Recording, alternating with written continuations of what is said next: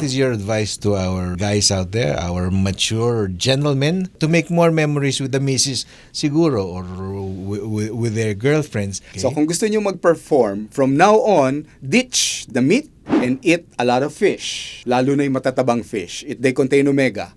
It will be very good for your blood circulation. A lot of vegetables as well, lalo na yung mga dahon-dahon. Okay. Now, if you're going to choose fruits, dalawa yung fruit na maganda sa'yo, banana and strawberry. Yung dalawang yon will stimulate your testosterone production. Now, gusto mong tumaas din ang testosterone mo using nuts. Almond. If you cannot eat almond dahil ikaw magkaka-arthritis, you can try drinking almond milk instead of cow's milk. Ang kailangan mong ehersisyo, hindi naman yung mabibigat na mag-gym ka pa.